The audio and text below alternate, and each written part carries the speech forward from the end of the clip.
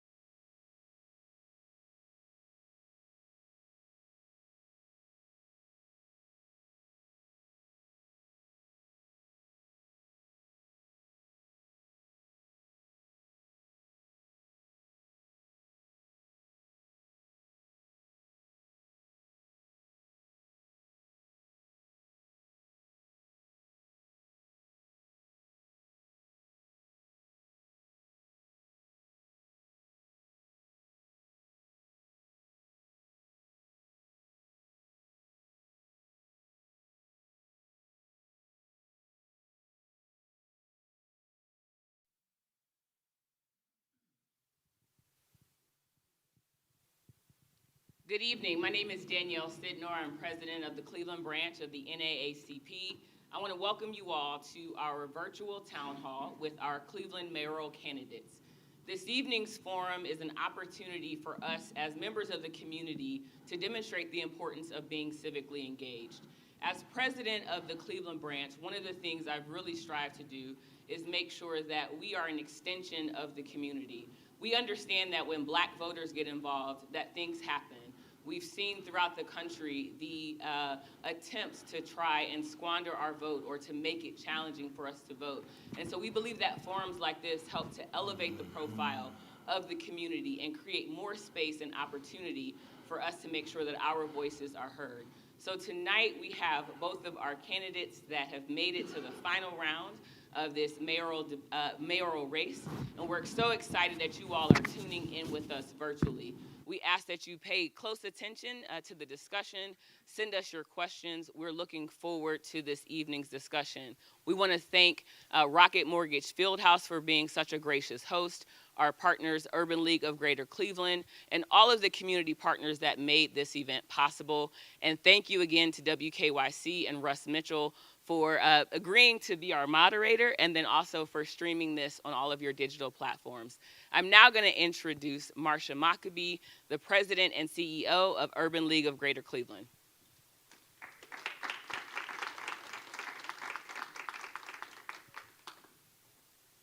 Thank you, Danielle. A pleasure always to partner with my sister and with the NAACP. I, too, would like to welcome you to this wonderful event tonight and also echo the thank yous that have already been given to the Cavaliers, Rocket Mortgage FieldHouse, WKYC, Russ Mitchell, certainly the candidates who agreed to be here with us this evening. I also want to recognize a very important group that is connected to the Urban League in a very special way, and that's my Urban League Guild. And so my guild president, Billy Sharp, is here. Billy, give a wave, please. And give him a hand. Yes, he's busy doing great work out in the community. Urban League staff, back in the back, holding it down. And to all of you that are here.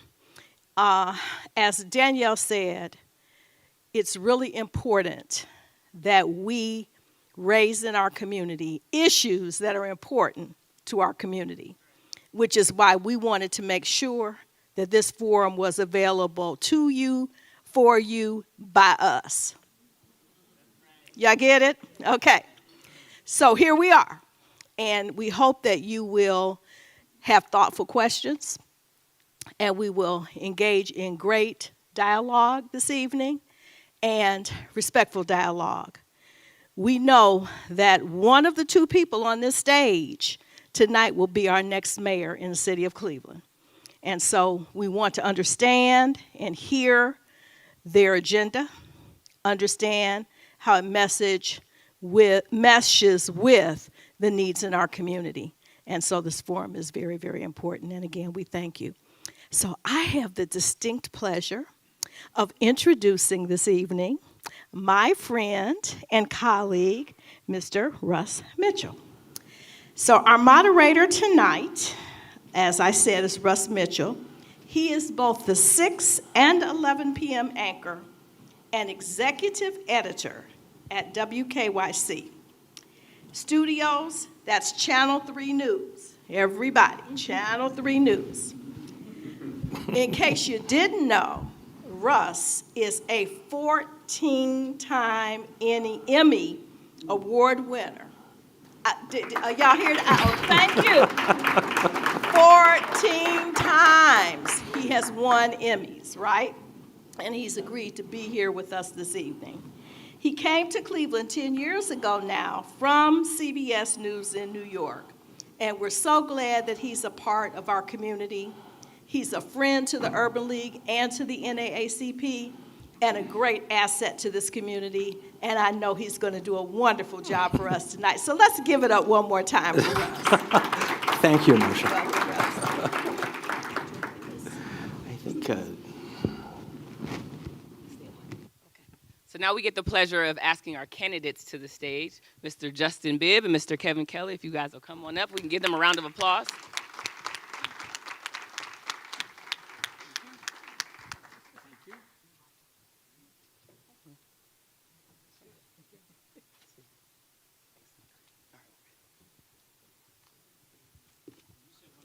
Well, you meant them, right? It was going to be the next mayor? Okay. Yes.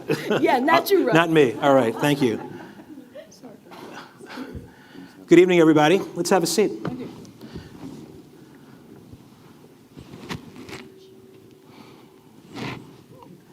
Good evening, everybody. It is a pleasure to be here tonight. I want to thank you all for coming out for this very important discussion. Marsha, thank you. Danielle, thank you. Thanks to the Urban League and the NAACP for inviting me to be a part of this discussion. And thanks to our partners at Rocket Mortgage FieldHouse for putting this together. A gorgeous room here, certainly. You have met the participants several times. Nonprofit executive Justin Bibb and City Council President Kevin Kelley. We're going to begin our discussion with an opening statement in just a moment. Each candidate's going to give an opening statement.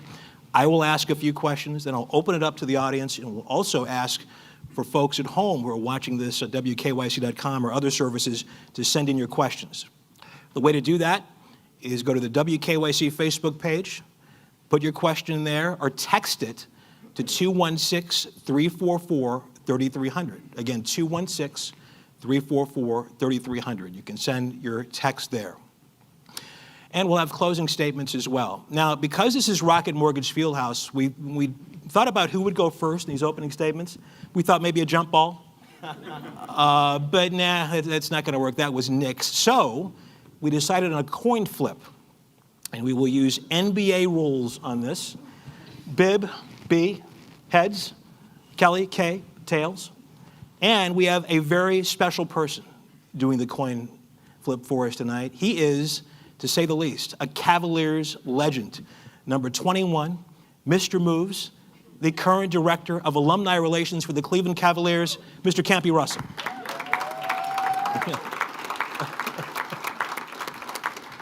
How are you, sir? I'm good, Russ. Excellent. I wasn't sure you were talking about me.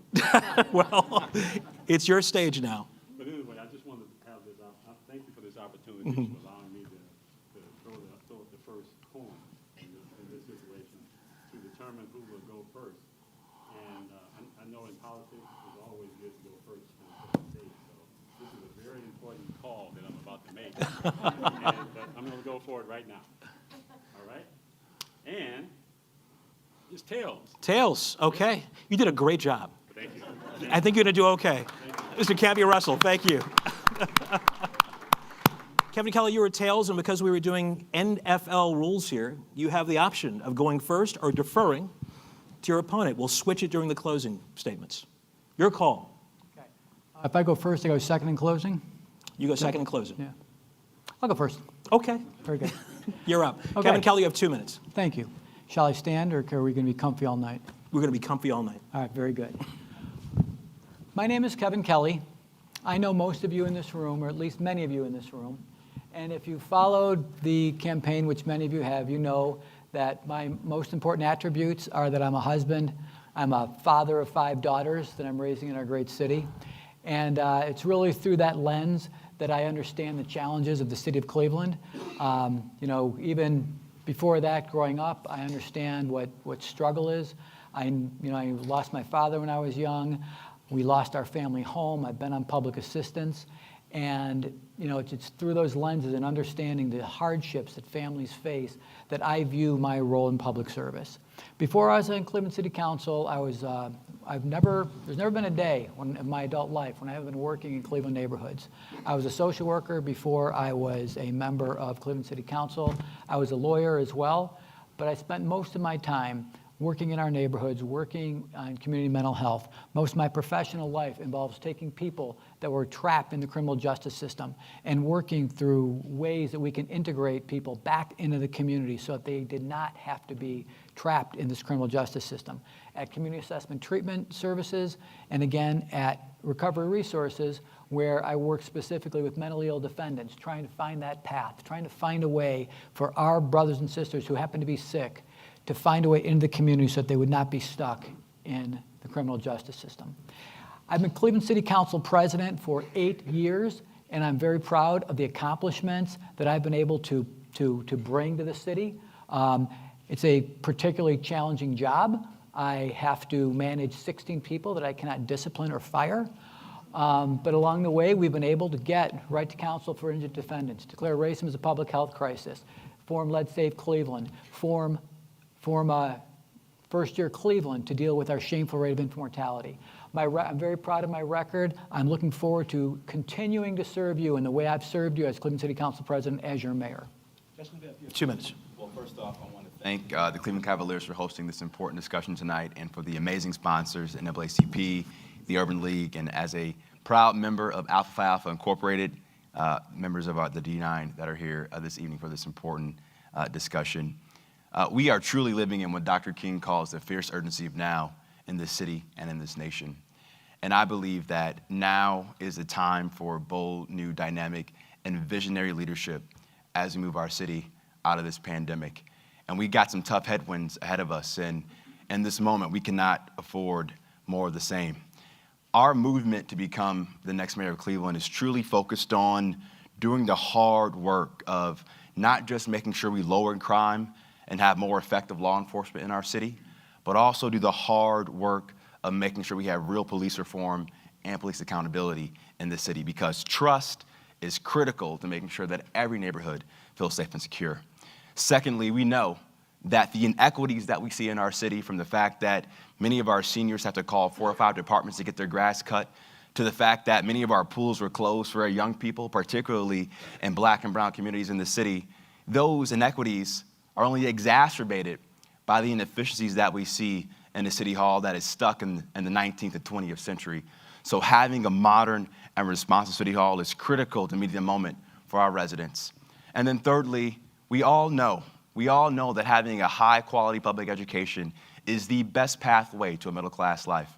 And as mayor, I truly believe we can have a world-class public education system in the city of Cleveland, and it's going to take an actively engaged mayor to do that hard work. I'm looking forward to the questions this evening. Thank you so much.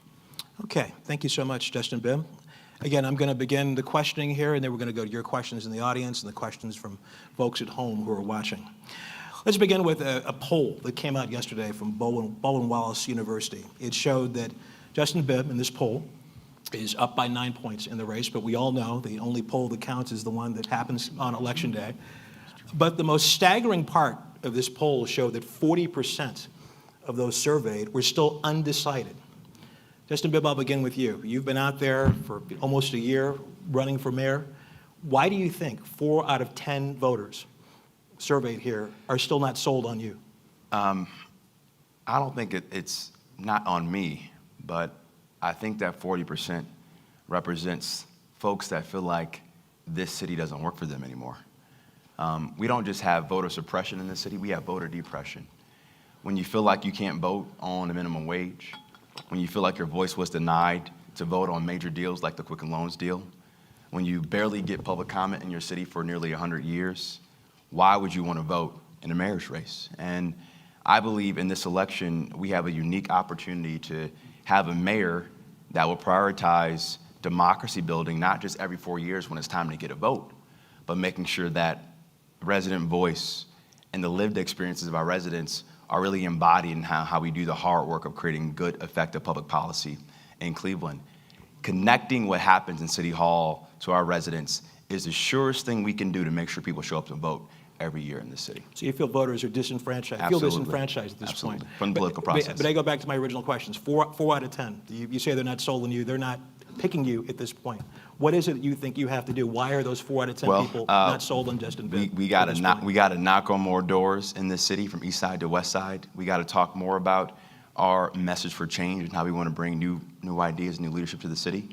And we got to reach more people and meet them in unconventional ways. I think that's what it'll take to get those undecided voters on our side. Kevin Kelley, let me ask you the same question on your case. You've obviously been city council president for 8 years. You've been on the city council for 15 years. You are not an unknown quantity here. Sure. Why are 40% of the voters, according to this survey, still not sold on you? Sure. So the way I've conducted myself as Cleveland City Council president, and it's kind of the way I was raised, I don't talk about work that I do. I've been raised that you do the good work and you let the work speak for itself. I don't go and talk about it or brag about it. I just accomplish things. And that's been my history on Cleveland City Council. And if you look at this race, I mean, things couldn't be clearer. There are choices to be made. And as we get into these last 3 weeks, this is the time people are going to be deciding. This is the time people need to scrutinize resumes. This is the time people need to ask what's behind. People get discouraged when they see politicians that will exaggerate things in their resume, that will say things that aren't true. This is a time when we need to look at the substance behind the candidates, and that's what I'm encouraging everyone to do. There's an urgency of now, but there's also been an urgency for every day that I've been in Cleveland City Council. And I know who is there, and I know who is there to get us through difficult times like the past 2 recessions that we went through, getting through COVID, difficult deals like this beautiful building that we're sitting in, and making sure that people were represented. And this building along where we're sitting has already generated $100 million, 50 of which goes right to our to our general fund, which is our bread and butter. That goes to police, fire, EMS, parks. But how discouraging is that? But again, you're a known quantity. People know you, that these voters, this is a large chunk, almost 50%. So it's a candidate's job. No, you know what? So Russ, it's a candidate's job to get people to know you. In some ways, I'm not offended by it. I don't take it the wrong way. It means that what I'm doing is effective, the approach that I've taken, because I'm not somebody who pounds on tables. I'm not somebody who relies on rhetoric. I rely on results. And I look at the body of work that I did. And now it's just a matter of letting the public know about the body of work that I have. And it's really, for these last 21 days, it's really pushing substance over style and getting people to understand the great work that the city's done. Are we done with everything? Absolutely not. But have we accomplished great things? Absolutely, and that's what we're going to continue to do. Just a bit, when it comes to getting the job done, what's the biggest difference between you and your opponent? I'm clearly a break from the status quo, and our campaign embodies that. I have not spent my whole career in politics and government. I think that's a good thing. No one in this stage has any experience leading a city out of a pandemic. And when you think about the vexing problems that we face right now, it's going to take a mayor who has experience and understands not only government, but the private and nonprofit world, and a mayor who can truly bring people together. And the other thing I would say is, this is about culture change. If you think I can go in City Hall with the same way City Hall is structured and think I'm going to be able to affect change, you're completely mistaken. We need bold, dramatic culture change, and that starts at the top, and a mayor who can do the hard work of executing change management at the commissioner level, and to make sure that frontline City Hall employees feel like their mayor is going to have their back and listen to their concerns as well. That's how you change the culture of city government. Kevin Kelley, the biggest difference in your mind in terms of getting the job done between you and Mr. Bibb? The biggest difference is I have a history of getting the job done. I'm not a career politician. I've worked in our neighborhoods for 15 years, 16 years before I entered Cleveland City Council. I have a master's in social work. I started the Community Assessment Treatment Service program. I worked at Recovery Resource. I ran a very, very difficult program to increase funding. I was the first case manager for the drug court, working with Judge Larry Jones.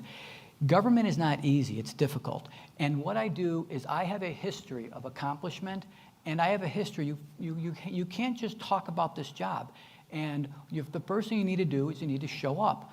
And my opponent's in his mid-30s. It's not like he's in his 20s, but there have been critical issues, and I don't know where he was.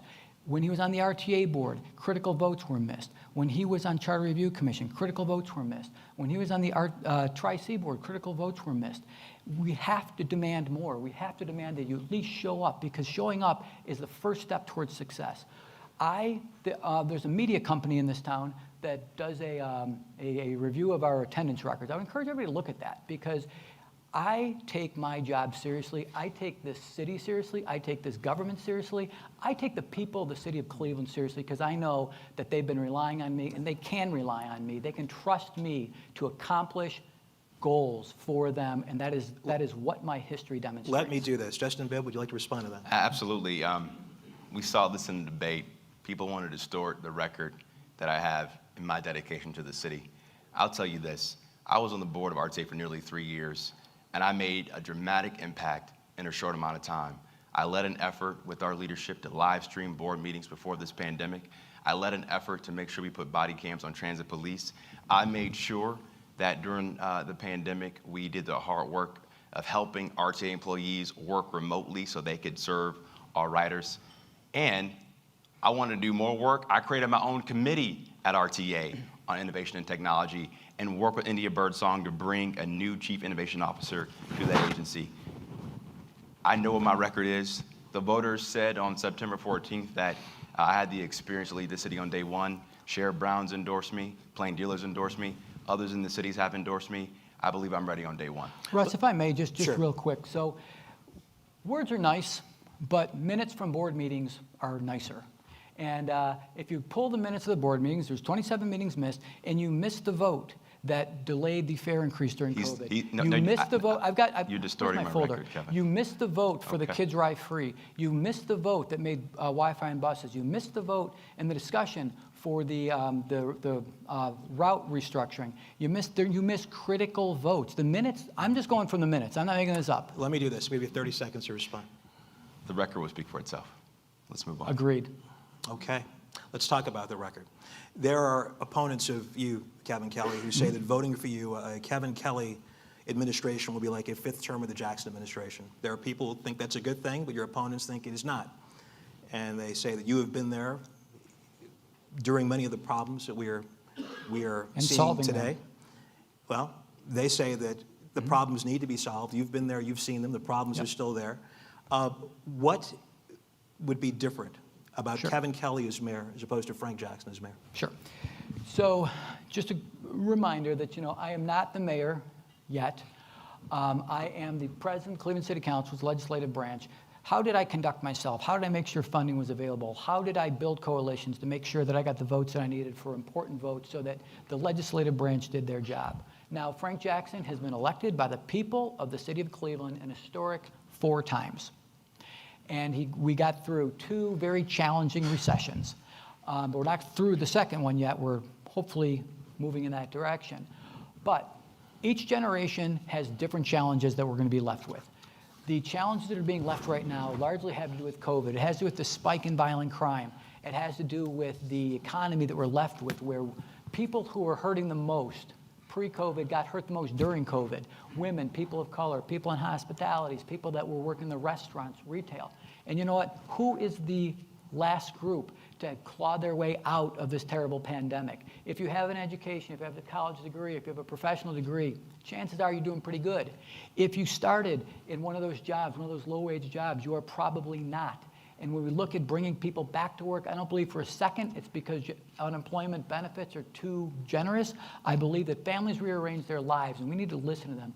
Issues like daycare, public transportation, those things that it takes to raise a family, that's what we need to look at. So as council president, what have I done? What problems have I dealt with?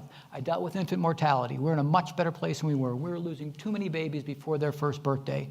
And it was, that was the first project I took on. When I was Cleveland City Council President, it was brought to my attention by my friends at Legal Aid that we do not have a language access program. We're an English-only city hall. That is something that I took on. I worked with the administration. We changed forms. We changed websites. Most important, most challenging, we trained all of our public-facing employees on different languages and how to access services. We talked about racism as a public health crisis. We talked about right to counsel for indigent defendants. We didn't just create a right, which, by the way, is a big deal. It wasn't a program. It's a right that I have made the future mayor, the future council president, and others. You can't take this right away. You have a right to a lawyer now if you're being evicted in the city of Cleveland if you are low income. Let me do this. I'm just getting rolling. I understand. You're just getting rolling. I get it. But let me ask you this again. This is your opponents say you've accomplished those things. This is Bloomberg put an article out today about the mayor's race, which quite honestly, I know you saw it, was not very flattering to Cleveland. No. I'm going to read a passage from it. By U.S. Census Bureau figures, Cleveland is the poorest city in the U.S. with 30% of residents and 46% of children living below the poverty line. Its digital divide is one of the worst in the country, with 30% of residents lacking reliable high-speed internet. The city has lost 6% of its residents since 2010. Its current population is the lowest since the 1800s. The post-recession recovery that's lifted other Rust Belt and mid-sized cities seems to have bypassed Cleveland altogether, even as several wealthy suburbs surrounding it in Cuyahoga County have thrived. So I go back to my question. There are your opponents out there who say this happened, much of this happened under your watch at City Council. So their question to you is why would a Kevin Kelley administration not be a fifth Frank Jackson administration? Well, first off, I don't pay much attention to what people outside of Cleveland say about Cleveland. I know Residents say this too. I know the challenges that we face because I live it. I don't read about it from a media company. I live it. I talk to people that are hurting every day. And if you look at where we are, the question needs to be, where would we be if we didn't have right to counsel? What would our rate of infant mortality be? Where would we be if we didn't take the steps that the council took? The reason that if I were running against me, I might throw that out because there's nothing else you can really attack me on. There's nothing substantive that you can attack me. A fifth term, Frank Jackson, again, was the mayor. Got us through tough times, tough recessions. We kept a balanced budget. We have bond ratings that are very high.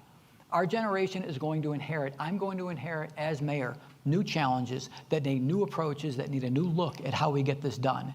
And it's going to start on day one, start before day one. It's going to start with personnel. It's going to start with the operations. It's going to start with the culture of City Hall is going to change immediately. Justin Bibb, let's go back to the same issue. Yeah. You mentioned the word experience. Your opponent has mentioned it as well. And you've heard this. Yeah. People say, I like Justin Bibb. He's 34 years old. Mm-hmm. He has no experience in City Hall. He does not know. He has not had the experience of navigating the complexities of City Hall like Mr. Kelley has. Yeah. He has never run for office. He's never held office. You mentioned you have the experience. When people say experience matters and you don't have it, when it comes to running a city like Cleveland, you say what? I say a couple things. One, look at how I ran this campaign. No one expected our campaign to beat someone who ran for president twice, sat in Congress for nearly 20 plus years. I beat the council president. I beat Zach Reed, Sandra Williams, and other members of council as a first-time candidate for public office because I did a couple things. Number one, I listened to the people our customers were serving inside City Hall. Secondly, I hired a diverse, competent team to help run my campaign. And thirdly, I used data and technology to build a world-class operation. That's how you build a modern and responsive City Hall. I also tell you this, I was appointed as one of the youngest associate partners at a global consulting firm called Gallup at the age of 21. I went to Nairobi, Kenya to talk to global leaders about the future of cities at a young age. I helped build $1 million business at Gallup at the age of 21. I came back home to work for the first county executive who gave me glowing recommendations, by the way, someone that's supporting my opponent. And then I did a 2-year stint working at some of the highest levels of finance and strategy in New York, and then came back home to get my JD MBA and went back to Gallup to help advise big city mayors all across this country on how to better use data and technology to move cities forward. I know this. I may have not spent my entire career working inside City Hall, but as a working class kid from the Southeast side, I know that the ways of City Hall must change, and I believe I have the lived experience, but also the executive and business acumen to not only run this city, but to lead this city. That's what voters want come November 2nd. But Russ, just a question. Sure. So there's a big difference between advising and being the person that makes the hard decisions. We've heard about this advising mayors. I'm not sure who. Mayor G.T. Bynum, Is the that- former president of the U.S. Conference of Mayors, Mayor Stephen Benjamin, former mayor of Spokane, Washington, Mayor David Condon. The list goes on, Right. Council President and so Kelley. Before tonight, I heard you mention Tulsa, Oklahoma. Mayor G.T. Bynum, that's correct. Right. So that is a city that is 98% of the nation is safer than Tulsa, Oklahoma. Okay. There is a big difference between being the advisor and being the person that makes hard decisions. And as far as I'm concerned, I've made thousands and thousands of decisions, hard decisions in this job, and that's what this business is all about. But And should we need to talk start about the decisions that asking- you did not make? You let Ken Johnson get away with stealing hundreds of thousands of dollars from voters in the well, city. Actually, I would say that's not true. You denied the voters the ability to vote on the minimum wage. That's false. And since 2016, your council has not held one meeting with the monitoring committee to evaluate police accountability in the city. Let's let him get out of his system. Let's do this. Let's go ahead and you respond to that. Sure. We're going to move on. Absolutely. So if you look at the steps that he talked about, he brings up this didn't let people vote. I will just remind people that the president of Cleveland City Council does not have the authority to withdraw petitions unilaterally. The president of Cleveland City Council does not have the authority. That's not how government works. The way the charter works is different. When you submit those, if council does not accept, we are required to forward those to the Board of Elections for a vote. This beautiful room that we're in right now that has generated millions of dollars for our parks, for our pools, for our police officers, this is something that Cleveland City, the county council voted on, city council voted on, and again, a city council president does not have the authority to withdraw something from the ballot. It just shows a naivete about government or not understanding the process. It just doesn't work that way. I want to get to one more question before we go to the audience questions, if you don't mind. On Go ahead. Ken Johnson real quick, just on Ken Johnson real Sure. quick. So that is something that I'll let long you predates me. The minute that I found out about it, I stopped it. The minute I found out about it, I brought in Scota Minotti to do a full audit of the process that we had. We put in place a better process, and it stopped, and that's what you... So why did I call for his resignation before you did? Huh? Well, I was doing the hard work. You were just talking. Okay. I was doing the work of fixing it. Let's do this. I'm going to do one more question, and then we're going to move on to questions from the audience. So please, have your questions ready. I want to remind folks at home, go to our Facebook page, wkyc.com, put your questions in there, or send us a text at 216-344-3300. You guys have done about 8,000 of these forums by my count, at this point. And Just this week. Yeah. Just this week. Yeah. And you've talked about issue 24, the proposed charter amendment that would give a community policing commission power to decide discipline and police misconduct cases. I'm sure this could come up later tonight. I know Justin Bibb, you're for that.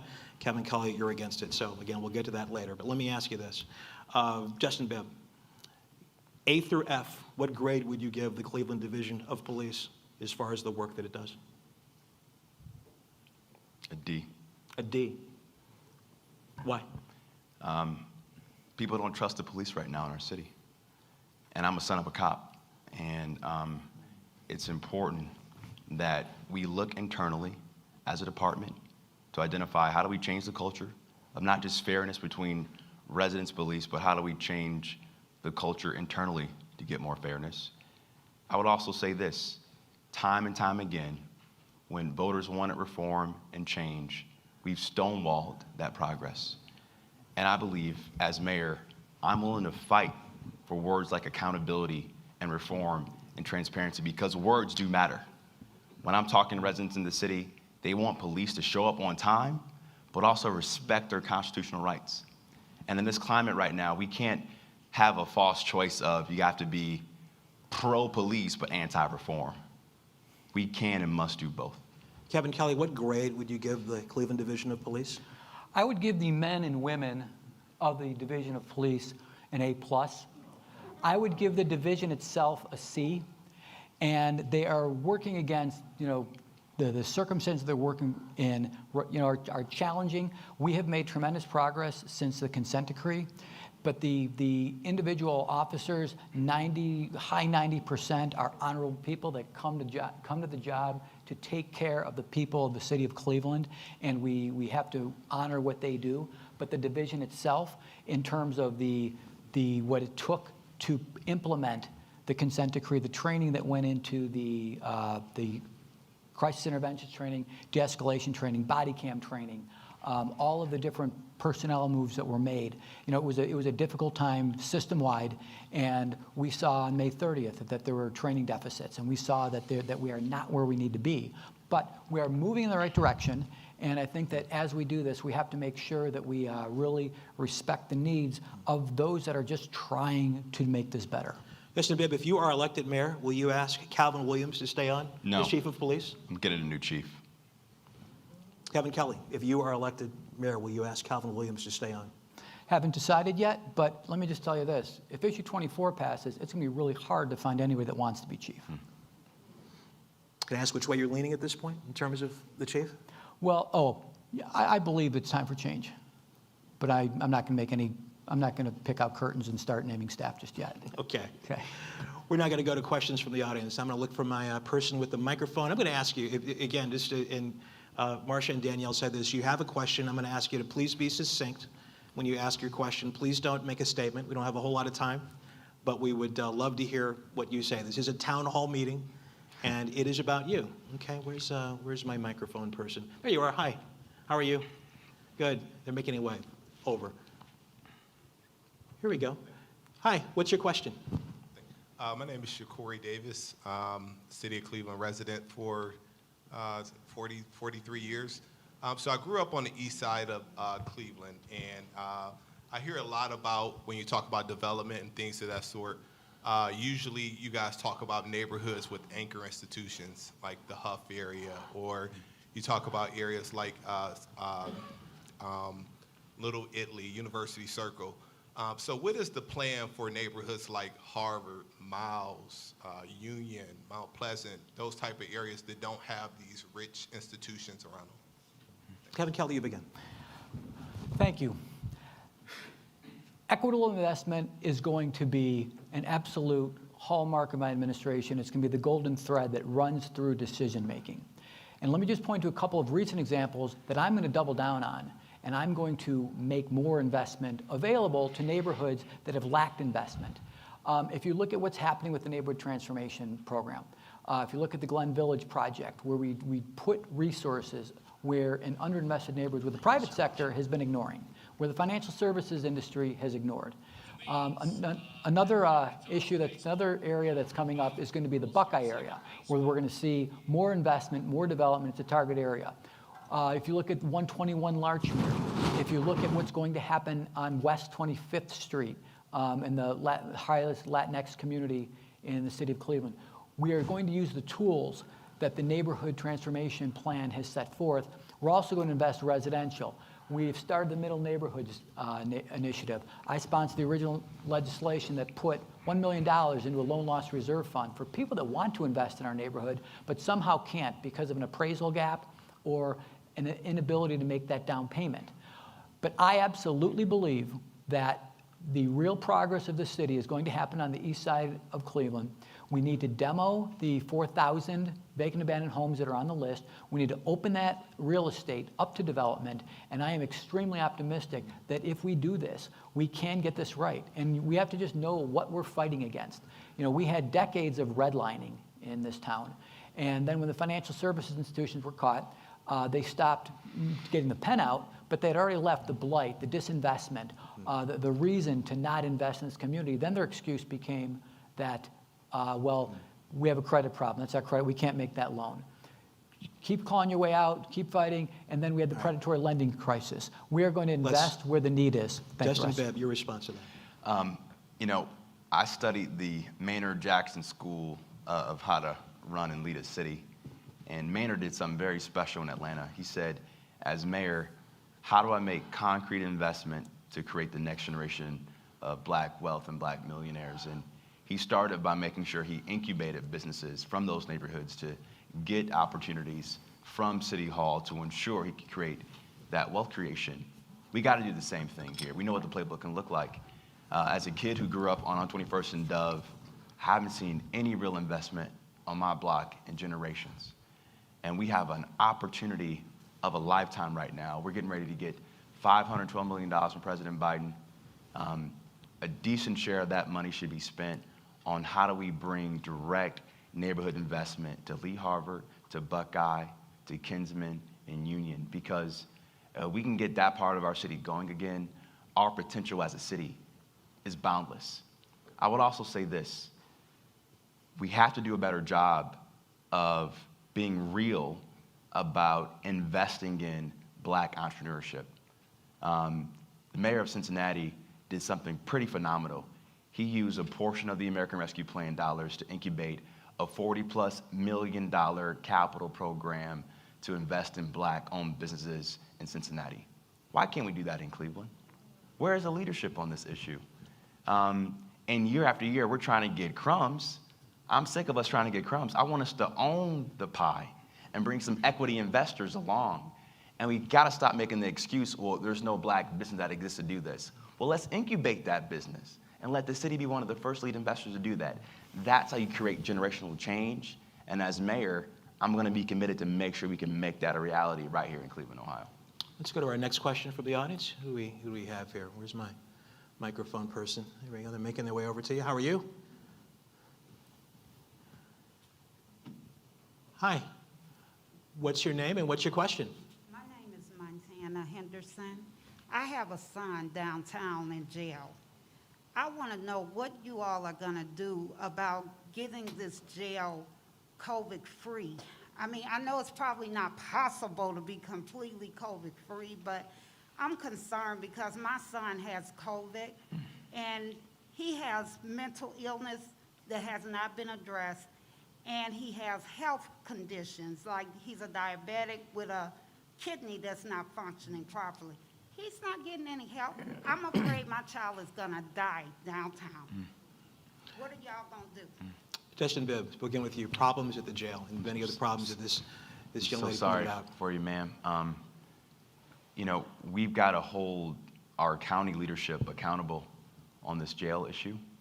I'm a little bit disgusted that we're having a conversation about building a new jail, but what about investing in a mental health center in Cleveland?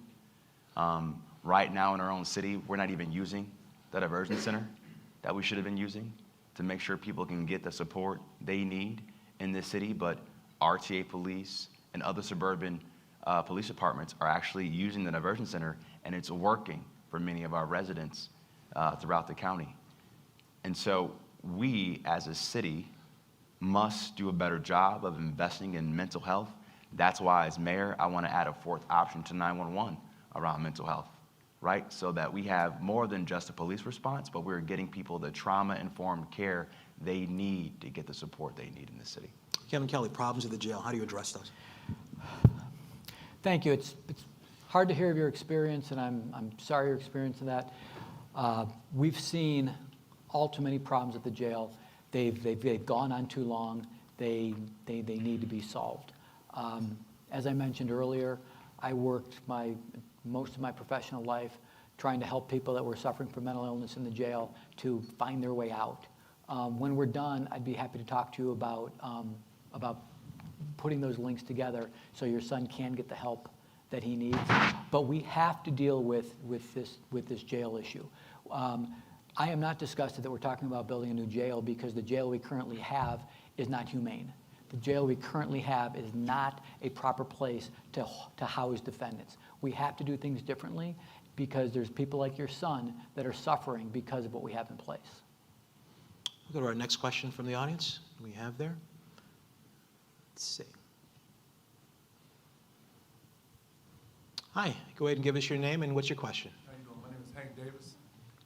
My question to the candidate is that other than incarceration, what is your plans to help reduce the gun violence and the largely growing number of deaths of our young kids in the city? Kevin Kelley, we'll begin with you. Boy, I tell you, gun violence is something that I've seen proliferate since I've been a member of Cleveland City Council. And our state has failed us in terms of taking away our right to put in place reasonable gun laws. The state of Ohio seems to think that the challenges facing Marion County or Hocking County are the same that affect Cleveland, Ohio. That's unfortunate. We took it to Supreme Court and they went the wrong way. But the thing about the Supreme Court is even when they're wrong, they're right.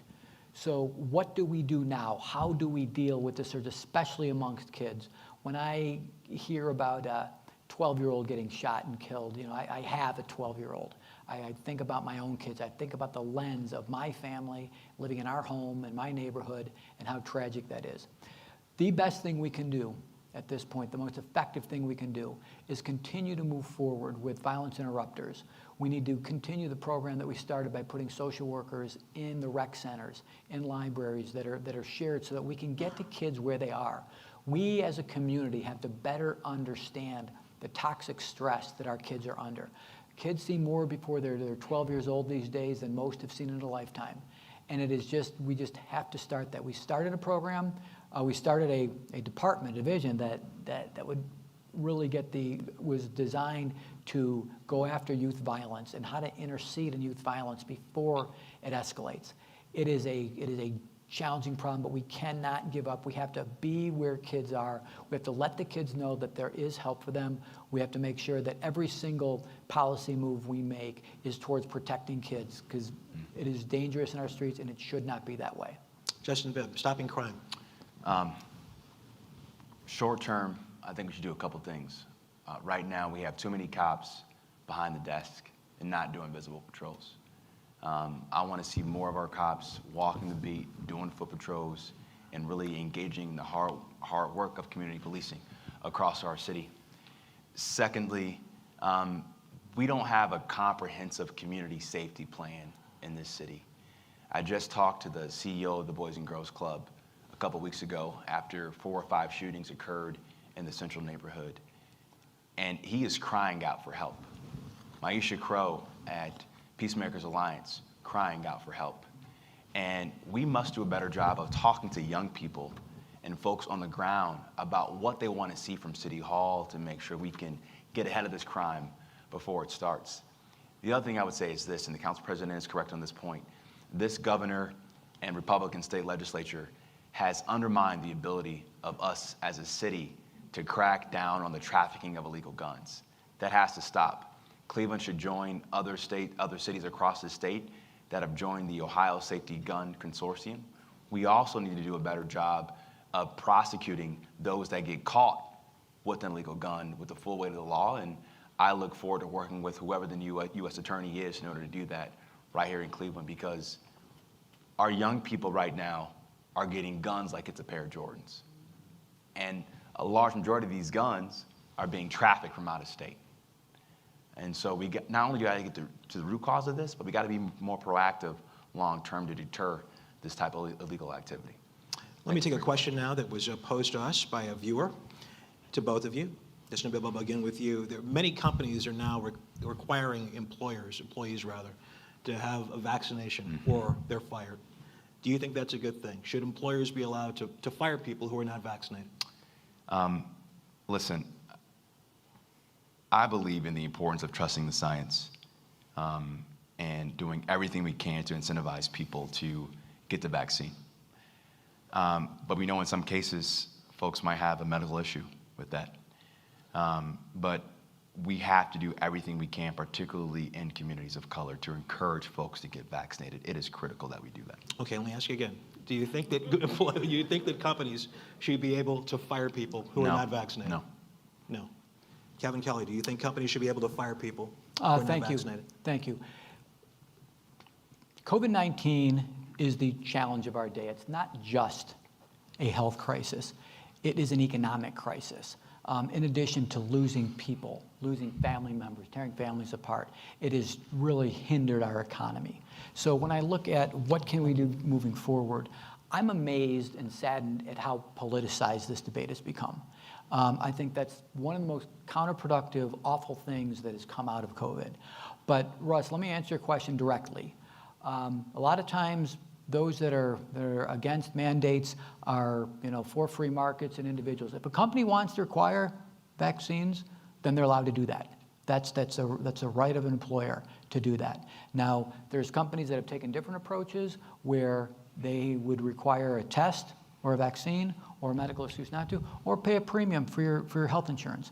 But again, we have to we can't be hypocritical about this issue. If we believe that privately owned companies are free to do what they want, then they are free to do what they want. And I think that we just have to look at this from a lens of this is a public health crisis, this is an economic crisis, and the vaccine is the tool that we have that we know works.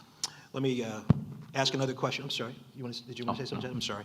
Let me go to another question that was posed from someone at home. How do you heal racial tensions that seemed to erupt in Cleveland during last year's George Floyd protests? Cleveland is consistently in the top 10 segregated cities in the country. How do you heal the racial divide in Cleveland? Kevin Kelley. Thank you. This problem, this challenge, didn't occur on May 30th. This challenge has been started in our country over 400 years ago. Went to Jamestown with my family on the 400th anniversary when enslaved persons were brought to this country. And it was really shocking and moving when I actually saw a journal entry, with a woman's name, Angela, on there. So this is not new, but the question is, what do we do moving forward? What we saw on May 30th was an outpouring of frustration that had just been building for years. We need to look at the fact, we need to take a look at some of the hard facts that we are not less segregated than we were in the 60s.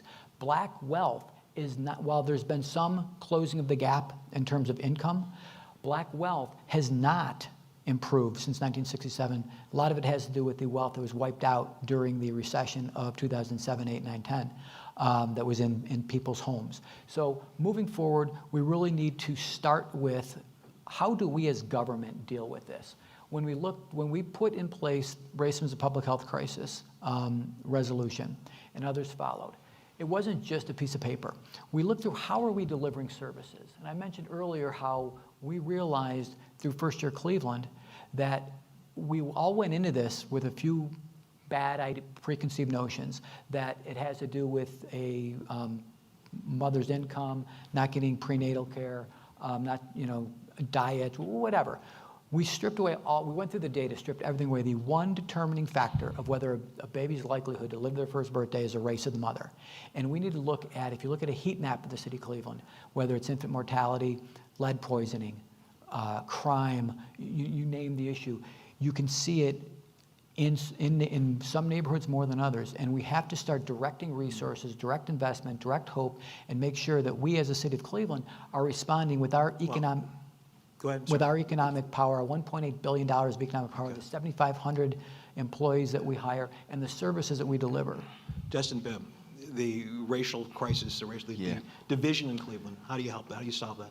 We will continue to be one of the most segregated cities in this country if black people don't feel like they're getting their fair share. Bottom line. And we got to speak truth to power on this. And it's great to declare racism as a public health crisis, but what is the meat behind that resolution? Here's what it looks like for me. Over the next decade, what would it look like if we raised $5 billion of capital to bring back the East Side, where a majority of black people live in the city? What would it look like if we invested in the next generation of black entrepreneurs that would eradicate the poverty that we've seen in the East Side of the city and bring back the black middle class that was in Mount Pleasant, in Lee Harvard, when my grandparents came up here from the segregated South? And how do we do that? Well, for me, I want to have mandatory racial equity training for every City Hall employee. I want to have a chief racial equity officer in my cabinet that looks at every policy and every regulation on the books to make sure we don't exacerbate racism in this city. And as mayor, I'm going to say this. As a black mayor of a majority black city, if black people aren't thriving, I'm not doing my job. And that's how we move the needle, because if people of color in our city are thriving, this whole city is going to thrive long term. That's how you solve the racial problems in our community. Let's go to another question from the audience. Who's got one? Here we go. Hi, please state your name and your question, please. How you guys doing? I'm Chef Vic from Saucer City, the home of the best chicken sandwich in the city. It is good. It is good. I wanted to come at you guys as a restaurateur, as a small businessman, as a minority.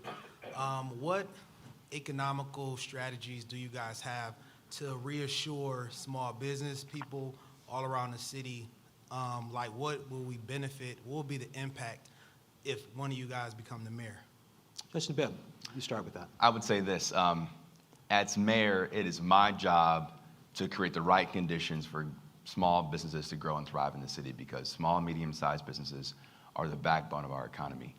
Right now, I believe you would agree with me on this. City Hall does not move at the speed of business and commerce. It clearly does not. So how can we improve that? Number one, fast tracking permits so it doesn't take you months after months to start a business. Being able to start a business on your smartphone like you can do in many cities across this country, like in Miami, for example. Making sure that if you apply for a loan or a grant from City Hall, it doesn't take months after months after months to get that grant funding from the city. And I would also say is you shouldn't have to go to 4 or 5 departments to get a permit done in the city of Cleveland.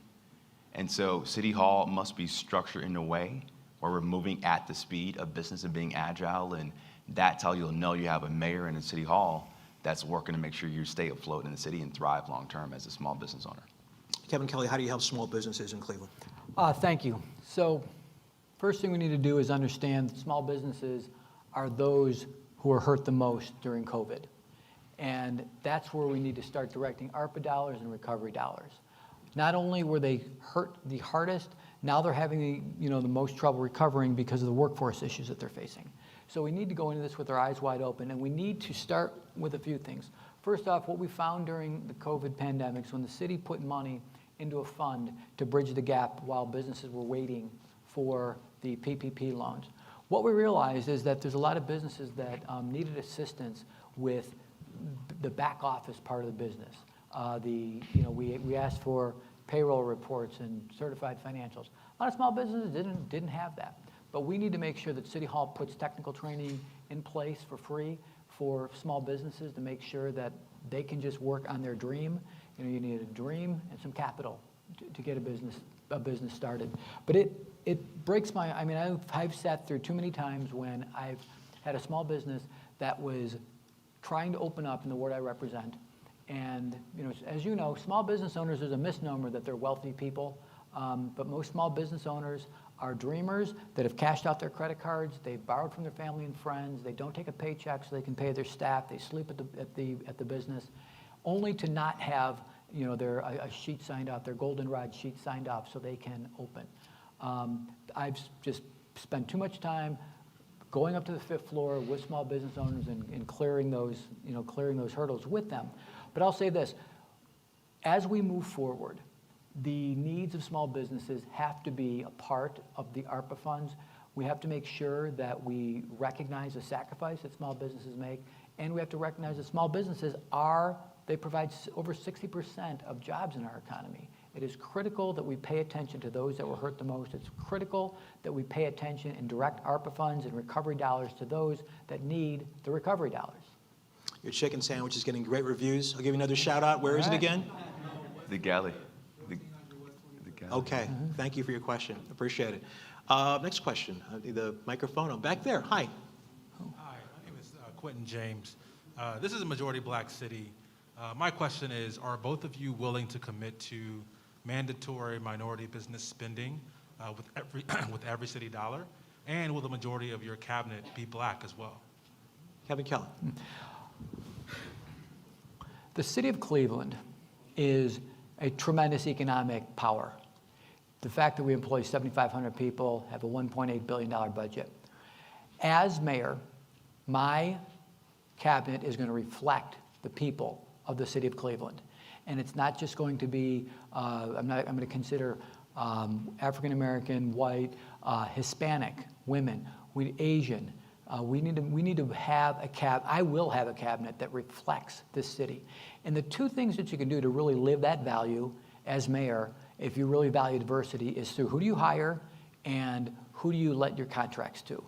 I am committed to doing everything we can to make sure that Black and female-owned businesses get their share of this $1.8 billion.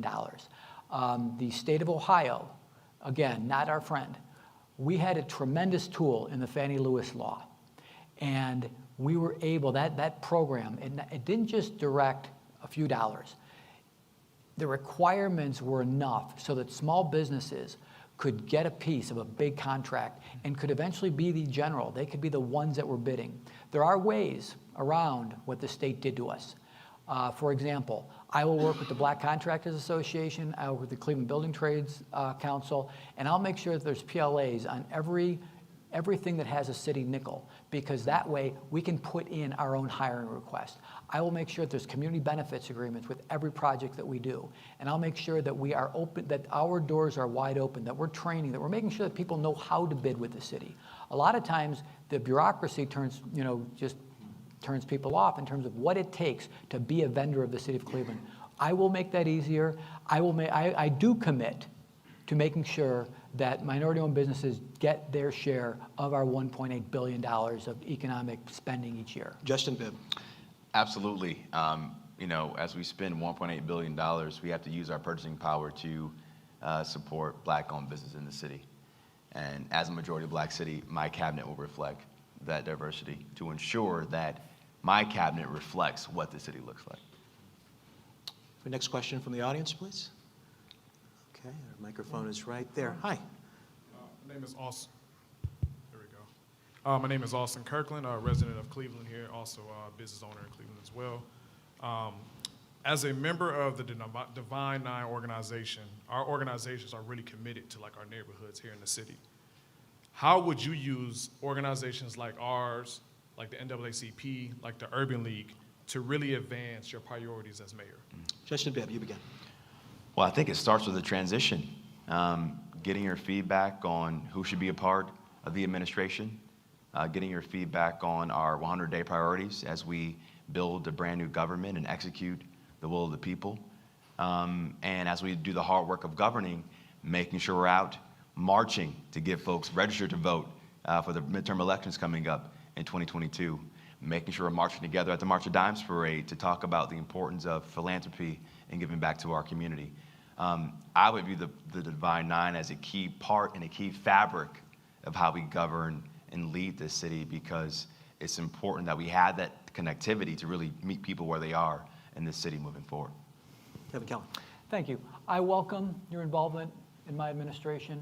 I welcome your involvement and other groups like yours in terms of how do we really, make a transition not in January, but in November and December, so that I'm ready to hit the ground running. And one thing I've learned being council president, one thing I've learned being a councilman, is you just can't do much on your own. And I look at the neighborhood I represent, the neighborhood of Old Brooklyn, the work of, for example, the Community Development Corporation, Old Brooklyn Community Development Corporation, has been tremendous. The work of the clergy and the staff at Mary Queen of Peace at St. Leo's is invaluable to me.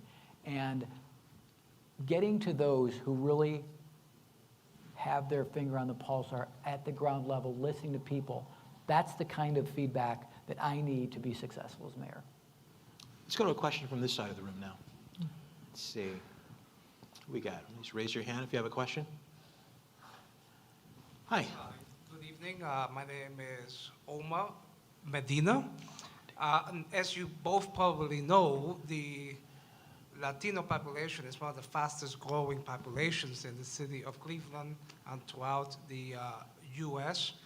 So my question to you is, do any of you have a specific plan when it comes to the Latino community? And as someone who has been heavily involved in all aspects in the city, we have consistently asked for a Latino representative to be in the cabinet position, and we do not have one Latino in any of the cabinet positions. Can we get a commitment from both of you to have a Latino in a cabinet position? And what is your vision for the Latino community as mayor in Cleveland? Kevin Kelley. Yes. Now, what am I going to do for the Latino community? Just 2 Mondays ago, I signed legislation that finally unlocked the dollars for the projects at West 25th Street on the Central 25. And I am going to make sure that that project, other projects that support the La Placita, all of the events that is a real economic engine. That is a generator of cultural activity, of excitement, of where people want to be. We have been talking about that for too long. When I was out doing a tour and I found out that the money was still stuck, that's when I went and I took it and I got it done, I got it passed, and I signed it.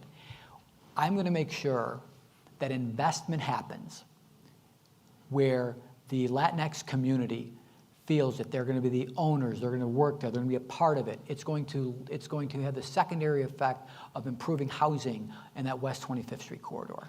I am the council person for the fastest growing Latino population in the city of Cleveland.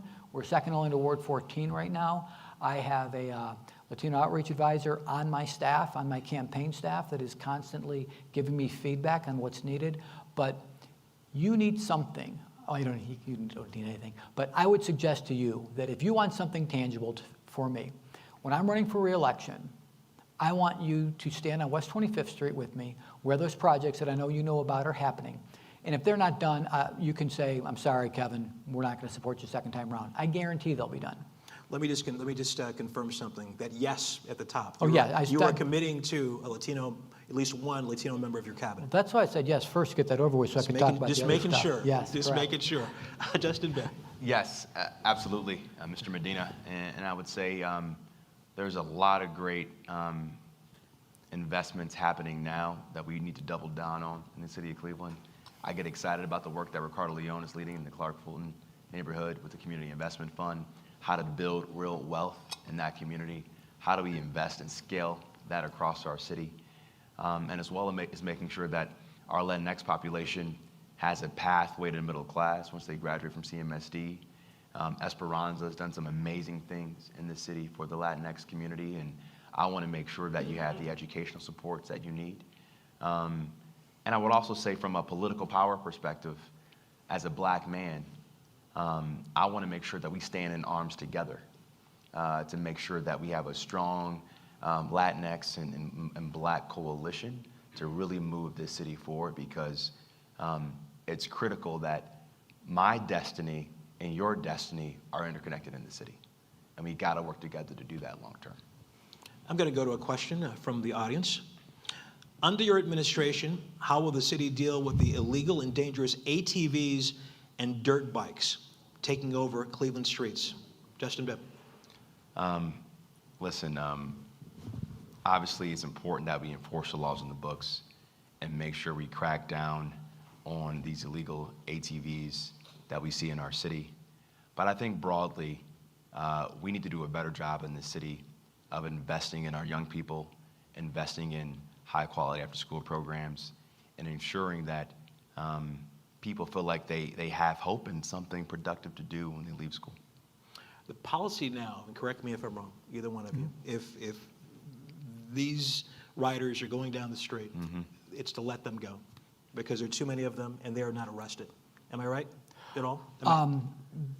Sort of. Okay. Can I? All right. So my question is, again, going back to this question, for someone who is concerned about that, how do you solve that problem? Yes, the big issue is jobs, taking care of our youth, but how do you solve that specific issue? Here's what I've heard. Our current chase policy is about 16 pages. And right now it's hard for many of our officers to understand how to follow that policy. Currently right now, our leadership inside our department has not followed the Inspector General's recommendations about how to refine and improve our chase policy. in terms of doing it on a case-by-case basis. And so many of our officers feel hamstrung about how to pursue a chase if it's warranted or needed. And so if I were an officer, I'd have a hard time understanding a 16-page policy. And so how do we make sure that our chief and our supervisors have the right cadence and information with their officers to ensure we can have a proactive response? Kevin Kelley. Thank you. The ATV issue is dangerous to the riders, it's dangerous to the motorists, and it has become a symbol of just lawlessness in our city. So we can talk about after-school programs and whatever else it is, but we have to stop this. Now, this is a dangerous activity. Chasing is dangerous. So we need to come up with a strategy that is safe for the officer as well as the rider, because a lot of times these are kids. What we need to do is we need to start having different strategies, community action strategies, where we can report to the police when you see them at gas stations, when you see them when they're not in flight, when they're not riding and doing their tricks. That's when you have to stop them. And there are ways of doing that because you have to get the bikes before people are riding them, especially in large numbers. Now, the chase policy, I'm not sure if you heard that from me, Justin, but it's a 17-page document, and I talked to the person that wrote it. Sorry, I was off by 1 page. I know, it's okay, we can work on that. It is, the chase policy though, Russ, is a good policy because it's not just for dirt bikes, it's for any pursuit, right? So it's a good policy because we have to balance the risk of a chase of the people that have gotten injured due to high-speed police chases. But the problem is that it is not user-friendly. It's a 17-page document, and right now the tendency, why you thought it was just a no chase at all, the tendency is to not chase because it's not easy to use, it's not user-friendly. And again, we don't want to, people talk about putting spike strips up, and that would be very dangerous for the rider, but we have to have a community reporting strategy. We have to have a hotline when they're at gas stations, when they're in driveways, when they're not on the road actively breaking the law. So the policy is one thing, the practice is something else. We agree. Yeah. We agree on that. And I guess I go back to this question from this person who, by the tone of their question, is very concerned. They're scared. Absolutely. When they're caught in the middle of one of these. Is there anything you can say to that person to let them know that you're going to do something about that? Absolutely. I mean, it is scary, and it's when you see this happening, because nobody wants to see somebody wipe out. Nobody wants to see somebody hurt, but it is dangerous for everybody involved. We can't not deal with this. We can't just let this problem happen. And when one of my routes to work is I shoot down Fulton Avenue, and it's just when I see people on the ATVs doing their tricks in front of the 2nd District, I just get this sense of just having given up. We have to take this seriously because I am surprised that we don't hear about more people getting hurt because it is so dangerous. Justin, maybe you get the last word on this for this person who is concerned. Anything you want to say to them? Listen, it's a balancing act, obviously. We have to give our officers the tools they need to address this, but also make sure we protect our residents in the city from chases that get out of hand and people die. We're going to go to this side of the room now for a question. If there's somebody there, we've got about 15 minutes left, so we're going to try to get as many in as we can. Hi, what's your name and what's your question? Hi, my name is Kalila Lawson, and I'm a resident of the east side of Cleveland and also a product of the Cleveland Public School System. My concern or question is, how do you plan to make CMSD schools back to top tier and stop a lot of the violence that happens inside the school? You both spoke about after-school programs and things of that nature, but a lot of times the concerns are the fights, the violence that happens during school time. Kevin Kelley, you begin. Thank you. I am a CMSD dad, and I'm very proud of my daughter's school and where she, the progress that she's made. But again, we have to not have a system where we have some high-performing buildings in an otherwise struggling school system. We need to raise everybody up. But we have to deal with safety, and it's the safety in the building, and generally speaking, kids can be safe in the buildings. But we have to make sure that we have expand pre-K, make sure that there's after-school programs. I was very pleased that my daughter's school finally started band. And we need to make sure that there's extracurriculars and things for kids to do. Schools need to be neighborhood safety centers. It's got to be a safe place for kids. It's got to be a place where parents don't have to worry about their kids when they're at school. But then again, we always have to be concerned about what happens when they leave that building. What happens in the commute from that building to their home? And that's where we really have a crisis in violent crime right now. The hours that violent crime happens, we have to deal with this surge of violent crime if we hope to keep our kids safe in that commute from the building to home. Justin Bibb. You know, we have to make sure that we center public education in Cleveland with the voices of our students. And I think we've done a terrible job of that in this city. We have one of the highest teen suicide rates in the country right now in Cleveland. And as mayor, I would prioritize a couple things. One, I want to hire more teachers of color that look like our students, because the data tells you that when a child has a teacher that looks like them, they're more likely to be engaged in the classroom and be attached to what they're learning in that classroom as well. I also want to bring meditation and mindfulness programs inside of our schools to address some of the trauma that many of our students are experiencing when they show up to school. We should be exploring maybe an extended school day so that our students will feel safe when they go home at night. And then making sure that after-school programming reflects their wants and interests and desires. I would also say this: we got to turn the model about how we discipline our kids in school as well, right?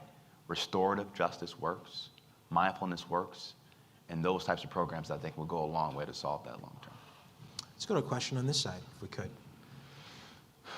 Hi, what's your name and what's your question? My name is Kayla Griffin.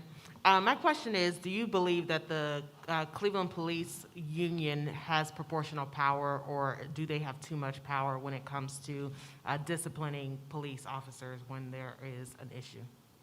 We knew this was going to come up. Justin Bibb. Oh, as Kanye said, no one man should have that much power, right? Listen, I'm a son of a cop. I come from a union family. I believe in the importance and the power of labor. But in this political climate right now, the police union has run amok. And it's important that we have an honest conversation about real police accountability, because the police cannot continue to police themselves. And right now, the model in Cleveland is fundamentally broken. Fundamentally broken. And we can and must do this. We look across this country where cities that have gotten it right. In Camden, New Jersey, they have more resident voice around the table with law enforcement, and over a 7-year span from 2012 to 2019, they lowered crime by over 42%. Newark, New Jersey did the same thing. Mayor Russ Mitchell brought activists together around the table to have more civilian oversight. And in 2020, Newark did not have one police shooting of a resident, not one. So it can be done. There are good models out there. Cleveland can lead the way. And again, for the record, you support issue 24. I do. Kevin Kelley, does the police union have too much power? The police union doesn't do discipline. The chief does discipline. The safety director is above the chief, and the mayor is above that. The police union does not conduct disciplinary hearings, and they are not the ones to do discipline. The thing we do not need if we want accountability is issue 24. We do not need an unelected board of bureaucrats making those decisions, because that's dangerous. They're not unelected. Okay. They're unelected bureaucrats that will that. have millions of dollars at their disposal. And it's wrong for many reasons. Well, before I tell you how bad it is, let me just point out, if you look at what has happened in this town since the signing of the consent decree, look at the use of force cases, look at the complaints against the police, look at the drop in the clearing of the deck of the Office of Professional Standards, the cases that were waiting to be heard. You look at the complete drop-off of the amount that we've been paying since the signing of the consent decree of settlements for police misconduct. The consent decree is working. Now, what's being proposed right now, You can use a word like accountability, you can use a word like reform, but oftentimes that sets you down the wrong path. I respect the intent of everybody who signed the petition. I respect the intent for those that are yearning for accountability and reform, but this is the wrong answer, because what it does, we're going to set up a 13-person board, non-elected, and we're going to give them a budget. It's a minimum, there's 2 boards, it's going to be 1% of the police budget, second board has a minimum of $1 million, and then there's a 0.5% that this board can give away to community organizations. Now, what should be scary to everybody is that they do this without the authority of council. Right now, everything over $50,000 needs council approval, or the mayor's authority to that. This would be detrimental. Furthermore, police misconduct cases, police use of force cases are tragic, they are rare, they are case by case, and they are fact specific. Now, if we had a board that had the authority, the final authority, this board is going to get politicked, and they're going to make the final decision over this. So you're going to enter politics in there. And again, not a lot of time left. Let me go ahead and get can I just real quick? Finish your thought. No, I think it's my turn now. Okay. Russ is the moderator. Let me finish his thought. Yeah, that's how this works. Okay. And also, yes. So the authority wouldn't be there. Police would leave the force. It would make our neighborhoods less safe, and we would lose hundreds of officers immediately. And it is probably unconstitutional. Okay. You cannot override a collective bargaining agreement. Justin Bibb, you have the floor. I would say this. Tamir Rice's mother doesn't believe accountability is a buzzword. I don't think I said that. And Angelo Miller's family doesn't believe accountability is a buzzword. I don't think I said that. And I would say this. What this amendment calls for, the mayor appoints with council 13 members of the commission. The mayor appoints 5 members of the Civilian Review Oversight Board, and the council appoints 4. So this is truly making sure that with mayor and council, we have more community voices around the table. That includes law enforcement in the union. It also includes victims of police brutality, so that we can, as a community, come together and get the culture right and get training right. And as mayor, I'm willing to share power with the people if it allows us to have a police department that reflects our values as a city. And I'll also say this, it's insulting to me as a son of a cop to say that my dad would not want to work for a department that values accountability and values good policing. That's an insult. So I'm sorry that you're insulted. I didn't mention anything about your father. I'm just talking about those hundreds of officers that have expressed that are retirement eligible, that expressed that they would leave because they didn't want their fate determined by this board. Now, we have to really look at, because the words accountability, because nice words are used, it's kind of the analogy I would use is those that want to attack public sector unions, they have a movement called right to work, which sounds right, but it's actually right to work for less wages. Don't let the words reform or accountability take us off path here. The mayor can get rid of the police chief. The people can get rid of the mayor. It is easier to do that than it is to get rid of one of these. The mayor can terminate members of the Civilian Review Board and the Police Commission based on how you read the amendment. With the consent of council. And what if council starts getting politicked because they've got their favorites? They would have more protection, less accountability. That's why you have anything. elections, ladies and gentlemen. No, exactly, and that's why I'm running for mayor. I'm not running for mayor so I can abdicate my authority to a 13-member unelected board. You have to make hard decisions when you're mayor. That's what I intend to do. We've got 3 minutes left. Justin Bibb, do you want to close us out? You done? I think I said what I had to say on this. Okay. We have time for just a couple more questions. Let me just go to this side of the room real quick. Do we have anybody over here? The microphone? One more? In the back? Or in the front here? What do we have? Okay. We've got about 3 minutes left.